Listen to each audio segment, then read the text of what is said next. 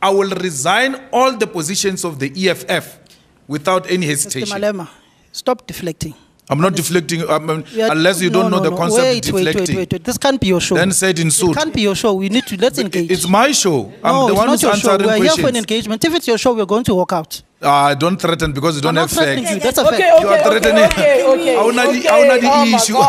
You don't have issues, you are threatening. You ran out of issues. Mr. Hey, but now you ran out of issues. Now you want to go. The door is open. If you're exhausted your issues, you can go. Mr. Malema. You don't know what deflection means. We're still on VBS. Mr. Malema, these payments, is it not suspicious to you that this particular company in Tshwane that is bidding for this contract is making payments to DDM Entertainment of Marshall Dlamini, the SG, and also making payments without you clarifying what sort of business they are doing to this particular BTT fuel company or trading company that got this contract that has been nullified by the North Gauteng High Court? Why are they making payments to Mahuna and to DDM and later on to Slankatara of investments, which is also linked to you? Is it not suspicious to you? No, it's not at all. But the boys are working. It's business to business relationship. What kind of business are they doing? I've explained to you. I said consultancy, hospitality, management, events, all types of events. So I wouldn't want to go and answer details of what the boys are doing with the company in question. Are you not concerned that you have companies? No, I'm concerned. I asked people them. close to you are implicated in so many things. That's why I asked them. No, not in so many things. Okay, in the few things that have been no, maybe finish your sentence. So you asked them. I asked them, and they explained. They explained everything that, specifically with the companies that are exposed. I may not know other things, but I will ask them what's happening here. What is the story here? They will be able to say to Chief, these people who are involved with them on this project, which has got nothing to do with Tshwane. So let's take Joburg, for instance, Matlatsi, on the fleet management company. The boys are engaged with that company on agricultural projects in Limpopo, which was way before the fleet. They don't control what that guy does, but they've had subcontract with him in Limpopo in the agriculture department. But because they paid each other, those monies there, now they want to expose this guy of fleet. They say, no, he paid a bribe to Julius. Even when contracts are shown and invoices, it's still not enough. My next question to you would be, so Aldrin, the discussion goes like this. No, you just talk. It's a conversation. No. Welcome. But you see, my problem is with what's currently happening is that we are not really the lead reporters not on investigating VBS. You see, politics, that is the issue number one. So Polly van Wyk isn't here, and Polly isn't here to give us whatever receipts and so forth. Wasn't allowed here. So it's very difficult to have. No, but you can't say that. You see, now you are being mischievous. I'm not being mischievous. No, you aren't being. No, you are being mischievous. It's a fact, because, Julius. No. Kyle was not allowed. Kyle was not invited. 1, 2.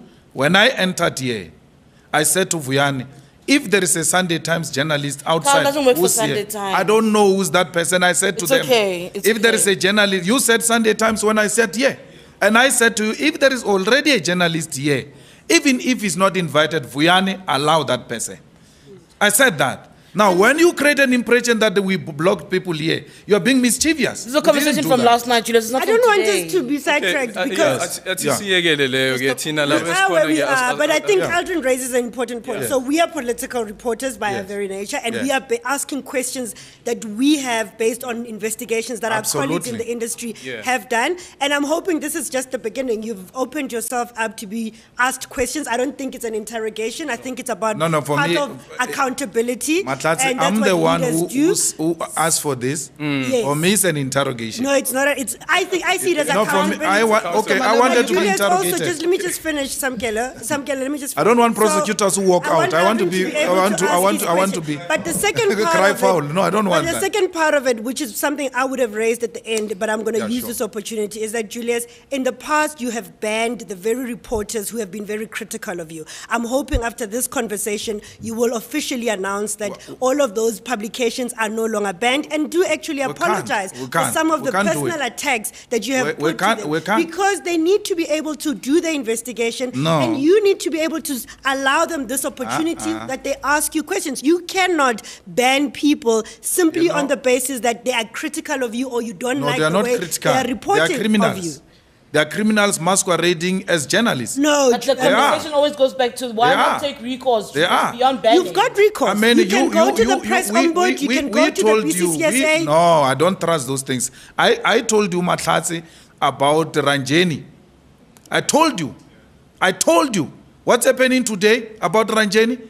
But Julius, I told you this person is not a journalist. This is the very same journalist you opened up to when Mama Winnie passed away. The most emotional part for you, you recognized the fact that she's a journalist and you opened up to her. And then when you were not happy with her reports, you decided to brand her as a non-journalist. We see her, she was hired by the Sunday Times as a reporter. You cannot have a space to decide who is a journalist. Now that, that I think is quite Matlatsi, you must continue to be a journalist even when you receive money from Secret Service. No. It's under investigation, and she's being investigated for it. But you cannot. If you treat her like that, as a reporter, this allegation was not there at the time. If you treat her like that, there are investigations. Therefore, everyone else, when there are allegations, treat them the same. Why do you want to conclude that we are guilty and she's not guilty? No, but when she's found wanting with Secret Service money? You shift the goalposts. At one point, you recognize her as a journalist. No. At the next point, you don't. But once I come across like you are a journalist today. Wait until I find your brown envelope. Then I will know you are masquerading as a journalist. You are not necessarily a journalist. But Julius, as a member of Parliament, I cannot continue to say you are a journalist even when I've got evidence of you engaged in brown envelopes. So, in a trending video, Julius Malema, with a team of 5 journalists, 5 South African journalists, he brought them together and they were able to ask him on some questions on alleged corruption. You know, it's an irony. Julius Malema is always preaching against corruption. That to find a video where he is being now questioned by the journalist on alleged cases of corruption, I'm surprised. Julius Malema, we thought he was the leader of Africa who is going to take away Africa from the burden of corruption, from the burden of oppression. He's being now arraigned in court. After being arraigned in court, first he was arraigned in court for alleged murder because some farmer was killed in an event where they were singing this "Kiss the Boer, Kiss the Farmer." It's a freedom song in South Africa, but today's video is not about that. Today's video is, why is Julius Malema speaking against corruption and he's being questioned on alleged cases of corruption? So I want us to jump into this video, have a look, and then I'll give you my thoughts towards the end of the video, where we will have a critical review and have a substantial summary. Member of Parliament, as somebody who takes oath to protect the constitution of this country, you cannot go around banning journalists because you don't like the news reports that they write, especially about you. That is not correct. I don't ban journalists, and you know that. For me, I'm with journalists now. I don't ban journalists. You can't, the same, what I'm arguing is that if you look at the list of journalists that you have been critical of, are journalists that have written critically about you. I ban criminals who use journalism to further political agendas. I will defend my colleagues because at no point have they been proven to be criminals. But I will also defend journalism, which is destroyed by brown envelopes. I've got a responsibility as a member of Parliament to protect the profession of journalism. And you can sit and have that conversation with them and do this that you have done today. Where in front of the cameras, you question them on the work that they're doing and they will welcome it. People, they receive brown envelopes. You said I ill-treat them. I just gave you evidence now. The second evidence is that Polly is not interested in finding anyone guilty. That's the point I was going to make at the end as well. Julius, you might not want to use the campaign. Hold on, sorry guys. You might not want to use the platforms, Matlatsi, mentioned for recourse. But surely, was it the EFF that wanted to sue Prince Mashele? This one, I told her that she must organize the meeting after the elections to meet and engage on what she's talking about. We said to them, after we're too busy, elections, after elections, let's talk. And then now she's hijacking the platforms to address a presidential issue. Mr. Malema, before I hand over to my colleague Eldrin, just a simple and a direct question to you. Yeah. Are you currently being investigated by the Hawks for anything related whether to VBS or anything Nothing. else? I'm not being investigated by the Hawks on anything. On anything. I'm not being investigated by SARS on anything. Was Floyd asked to deposit a statement at any point? I don't know Floyd, but he would have told me. If the Hawks make contact with him, he would have told me. So Floyd has not been asked by anyone to make any statement. So Samkel, when I make a political point, right, it's not informed by my personal experiences. Because when I criticize the president, they say, no, he's being investigated by the Hawks. Not a single Hawks person ever gave me a call for anything. Nothing. Sorry, Julius, just hold on. As your two-pronged question. Yeah. First, Shivambu being your second in command. Aldrin has just arrived. He must get chances. You'll get chances, Kawara. You'll get in there. So the briefing happens. You're upset because your name keeps coming up, even though you're not one of the arrested and the likes. You don't say to Floyd, hey, why are they bringing me up? Have you got why don't you check with them? I talked to Floyd. Let me finish. I'm not done. I've got another question. It almost speaks to the issue of donations. You know, in 2018, when you had the media briefing here about VBS, and you asked whether or not EFF received donations, you said no. And my question is, have you gone back to the genesis of each donation given to the EFF to check? Because you see, the ANC, then months after the fact, was like, actually, we've tracked and traced and we realized that we did get VBS money. Has the EFF actually gone backwards to check? And that's part of the reason I think CBS was also invited, because you had promised to open up your books. No. Just to interrupt you there on the 50 million. On Point, you, through your family trust, were a shareholder of On Point Engineering. Surely you can't say you were not interested or not bothered on that 50 million rands contract because it impacted on your financial and economic upward mobility in life. Because surely as a shareholder of On Point Engineers through Ratanang, you would get some sort of proceeds from the profits that would be generated on that contract. It's a common cause. It's undisputed. So why do you want to canvass the grounds that are not disputed? I'm a shareholder in On Point. I got money on Point. Madonsela makes that point. So the matter of whether On Point got a tender rightfully or wrongly is now before court. All I'm saying is, you cannot have a tender of 50 million, collapse a province of a budget of 47 billion. So the intention has always been to smear me, to delegitimize me, so that I do not add my voice in the anti-corruption project of the country. So Castle was the premier, Pinky was the MEC, Masondo was the MEC. All these people who presided over that government are today ministers or deputy ministers in the clean government. The dark cloud of having collapsed the government of Limpopo remains with me, who has never been in government. But where, Samkel, maybe you'll teach me, where have you ever been, where have you ever seen a situation rather, where the corrupt get charged, but there is no the corruptee? No one is charged from government, the collapsed government of Limpopo. The person who has enabled that corruption in Limpopo.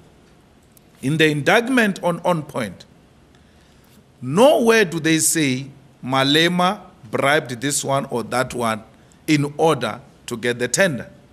So if I influenced the tender, since I was not in government, who did I influence? And what was the power of this person? And why is this person not charged? If the matter is legitimate and want to resolve the problem of corruption. That is with regard to On Point in Limpopo. So the VBS matter, right? I've never spoken to VBS people. The person I know in VBS and do not know that much about that person is Matodzi, the chairperson of Vele, who was introduced to me at the party of the Bavenda King, Bompepo. So I've never had any dealings with them. This is very simple, Samgel. When a case is opened, the Hawks have got access to all our forms of communication. They can even apply Section 205, get it from the judge, go into the history of our phones. In this case, they've done, by the way, with the VBS colleagues who are arrested.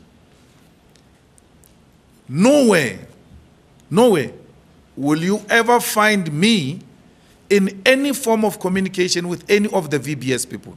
But it's not about communication for you with the VBS people. No. There is a bank card, Mr. Malema. We're coming to that. Yes, we're coming to that. I agree, we're building a case. Okay. So, Julius, sorry, hold on. I want to go back to the issue around the VBS people that you never had contact with. Yes. Then one needs to ask, why was it then? Did you never wonder why they found EFF to be strategic all along? Because that's kind of what the communication has been. When you look at Paulie van Wyk's stories, which, by the way, I understand her stance for her deciding not to come. I absolutely get it. I think it's sad because there are many questions. She's led the story of VBS and would have been great to have her in the room. But I also understand why she made a decision not to. But coming back to the issue of VBS and EFF is the one thing she's managed to show is that VBS was seen as critical throughout. I mean, EFF was seen as critical. Have you not asked yourself why, if you've never had communications with these people, why would they look at your party? But it's CD.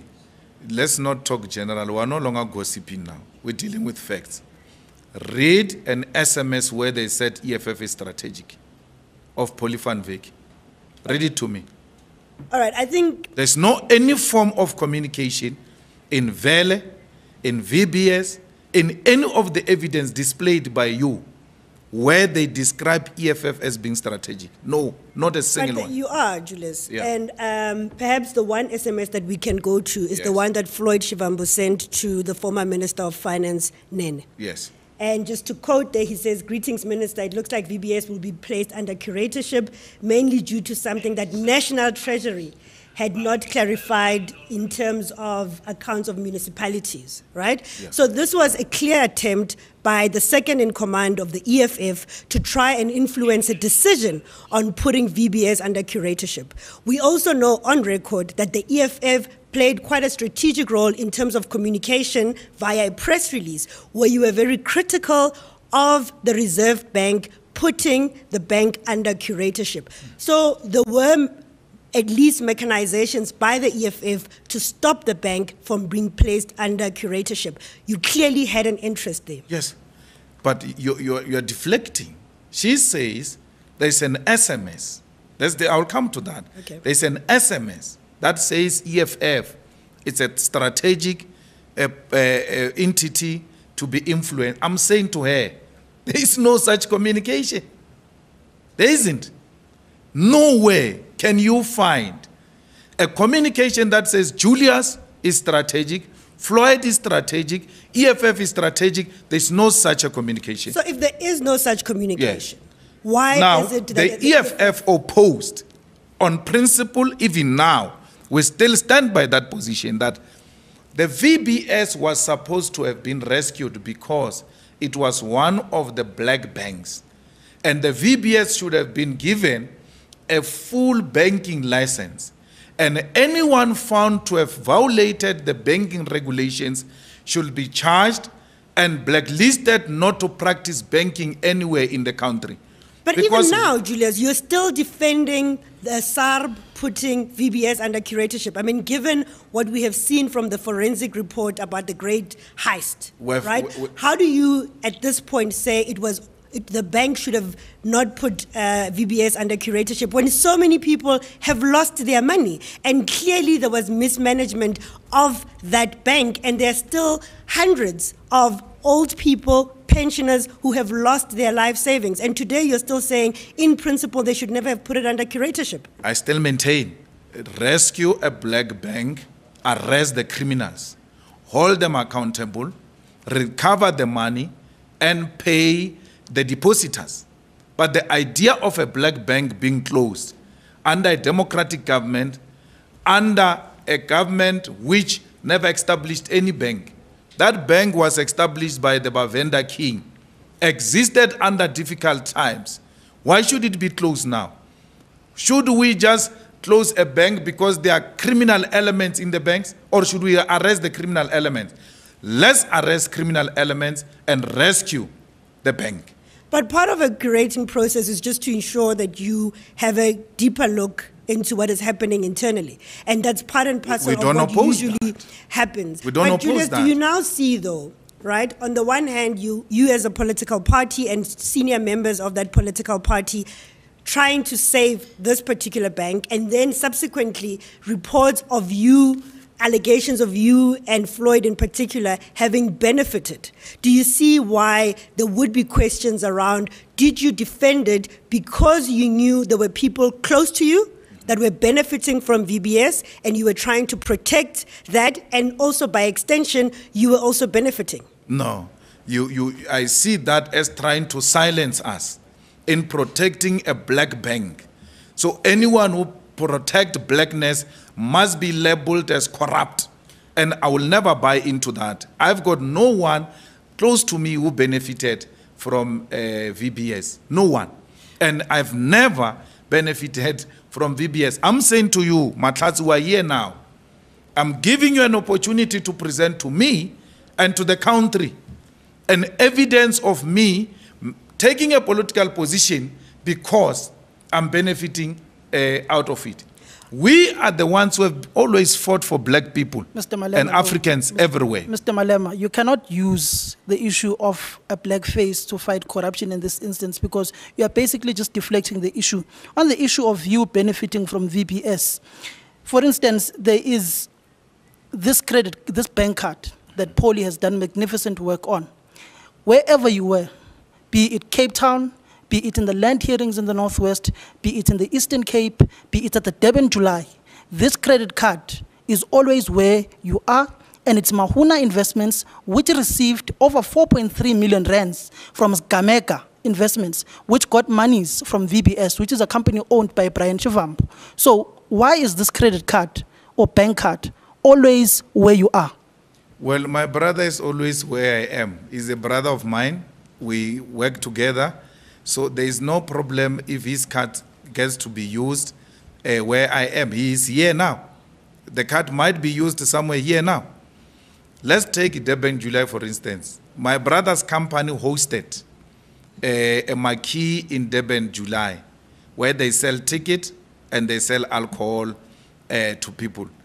If you go to the hotel and you can't say, you know, you're celebrating mediocre because you say Paulie van Wyk did an excellent work with this card. That is, there's no excellent work. It's a bank statement. You can give me your bank statement. I'll tell you where you bought. By just looking at that, it's not intelligence. No, it's a bank statement. Mr. Malema, no. I mean, she went beyond that. What Literally, she has been able no, to it's a statement and then a Facebook status Mr. Malema, of the EFF. You are telling us that this brother of yours does not work. He's always where you are. And he's working. He was working in Durban. He was working in Durban. What does he do? Huh? What does he do? I just explained to you that in Durban, he hosted a Durban July marquee. I was at his marquee. He sells alcohol there. Let's take the Durban card, for instance. And then he uses his own card to then buy stuff for you there. Not his own, buy for me. No, you're saying he buys wherever you go. No, but he uses his card for himself, not buy for me. I buy for myself. So, personally, I think the journalists were a little disrespectful to EFF member. Commander-in-Chief, they call him so, Julius Malema. They were a little disrespectful and arrogant. They even scared, threatened him that they'll leave if Julius Malema were not to keep quiet. And we have to acknowledge one thing. Julius Malema is the one who invited them to this event. He openly invited them. It was not a requirement. It was not a condition to be met.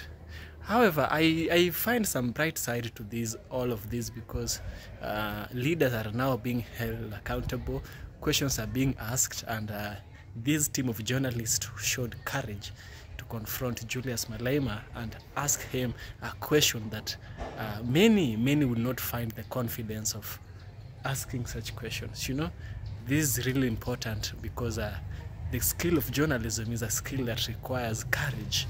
And when there is courage, the voices of Africans, the voices of people who are being oppressed, the voices of people who want change can be able to be heard. You see, these questions are able to make citizens be enlightened on the things which they see happening. They are able to understand indeed how things work and how they operate. You see, this is just how beautiful the interview was. I just didn't like the part where there was a lot of arrogance with the journalist. That part is not good. But Malema has been able to explain to every detail where he got his money, how he travels. Come on, these people are just like paparazzi. They'll even know the color of the feces you throw in the toilet. They're too much sneaky with that one. That part, no. So let's continue. So first of all, I want to say I'm sorry for the blinking too much. I'm really having severe eye problems. I just have to try hard and create videos so that you can watch. Yeah. Now, sometimes I remove them, sometimes I put them on. Yeah. I don't know if they're helping or if they're just things there. You know, one thing with African leaders is that sometimes we take things too personal. Don't forget one thing. Politics is a very, very dirty game. Politics is not a fair game. One time you might be friends with someone, another time you are enemies, another time you are enemies, another time you are friends. So taking things personally is not a wise thing. And we have this thing we call kingpins, tribal kingpins. The idea of tribal kingpins is that which was installed by the colonizers when they were creating tribalism. We have tribes. We don't have problems with the tribe. However, we have problems with tribalism. Tribalism has created kingpins. The kingpin is able to address his people and tell them, because he answered me this way in his rally, you'll be able to do this. Now, if this leader is coming from a region, say Nyanza province here in Kenya, a leader is coming from Nyanza province, and he has a confrontation, a political confrontation with another leader from Central province. Here in Kenya, this leader from Central can never come to Nyanza. Of course they can come, it's Kenya, but if they come, they'll be thrown stoned, the people will start fighting them, and this is why I say, leaders should not carry their differences to the people who follow them, because you don't own these people. You are just one among them. There is no difference between you and them. You are just a representative. You should be serving these people. These people should not be serving you. We elected these people to serve us, not us serving them. And they are getting paid. The problem, they get into power, they form this beef with themselves, and they create very big thing. Anyways, let's go back to Malema. Now, Malema was able to address each question wisely. He's able to address each question intellectually. He's been able to answer each question with a lot of sincerity. And these are the leaders that we are looking for, leaders who are transparent. Transparency is something that is lacking with many African leaders. And amazing thing is that in such press conferences where leaders invite journalists, they are real. The journalists, it's not like a documentary thing. It's not like a script thing. The stories are real. The journalists are the one who are able to bring out questions in representing the questions from the public, the questions from the citizens. Julius Malema has been able to promise that he'll be able to continue abolishing corruption. He himself is not a practitioner of corruption. And as always, Julius Malema supported his socialism ideas, noting that there has to be equality of economic justice between the black people and the white people. And those people who took land illegally has to return them. Yeah, if you know you took land illegally from South Africa, you have to return the land. Not only for the land, everything that is acquired through injustice has to be brought back to the hands of the government, where the government will do the redistribution. Also, just seeing who? An opposition leader like Julius Malema. He's a high-profile politician, being able to answer questions. Some questions seemed so intense. Some questions seemed insultive, according to me. But he was able to answer each question with calmness.